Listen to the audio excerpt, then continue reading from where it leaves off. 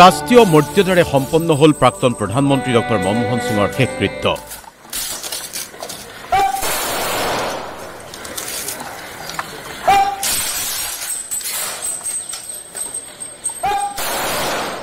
সমাধিস্থলক কেন্দ্ৰ কৰি চলা বহু বাদ বিসম্বাদৰ অন্তত দিল্লীৰ নিগমবোধ ঘাটত শনিবাৰে দুপৰীয়া সম্পন্ন হয় শেষকৃত্য।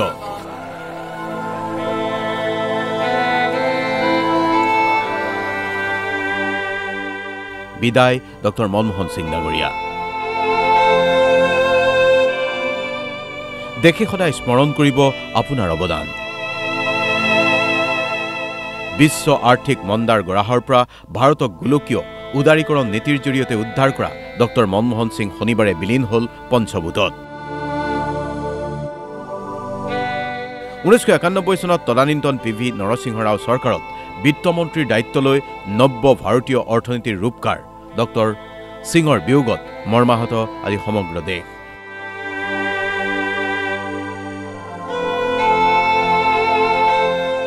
দলমত নিৰ্বিশেষে শনিবাৰে সকলোৱে অংশ লয় প্ৰয়াত অৰ্থনীতিবিদগৰাকীৰ অন্তিম যাত্ৰাত। 7 দিনৰ বাবে ৰাষ্ট্ৰীয় শোক ঘোষণা। 1 জানুৱাৰীলৈ অৰ্ধনমিত হৈ থাকিব ৰাষ্ট্ৰীয় পতাকা।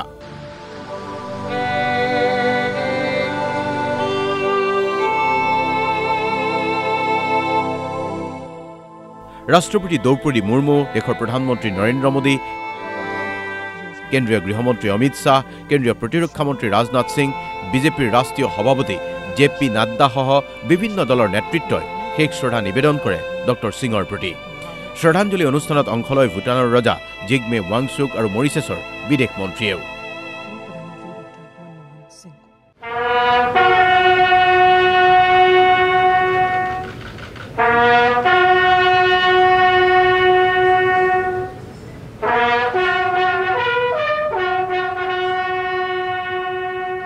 শনিবাৰে পুৱাই কংগ্ৰেছৰ মুখ্য কাৰ্যালয়ত ডক্টৰ সিঙলৈ শ্ৰদ্ধাঞ্জলি জ্ঞাপন কৰে কংগ্ৰেছ সভাপতি মল্লিকাৰ্জুন খাৰ্গেসহ কংগ্ৰেছৰ ৰাষ্ট্ৰীয় নেতৃত্বই।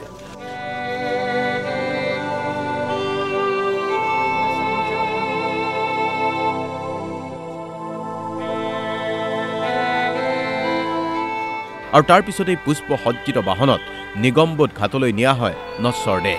ডক্টৰ সিঙৰ শৱযাত্ৰাৰ অংশীদাৰ হ'ল ৰাহুল গান্ধী তথা সহস্ৰ গুণমুগ্ধ জনতা।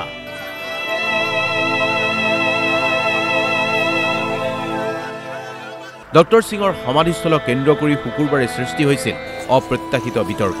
কংগ্ৰেছ সভাপতি মল্লিকাৰ্জুন খাৰ্গেই দাবী তুলিছিল নিৰ্দিষ্ট স্থানত অন্ত্যেষ্টিক্ৰিয়া সম্পন্ন কৰাৰ, য'ত স্থাপন হ'ব স্মৃতিসৌধ।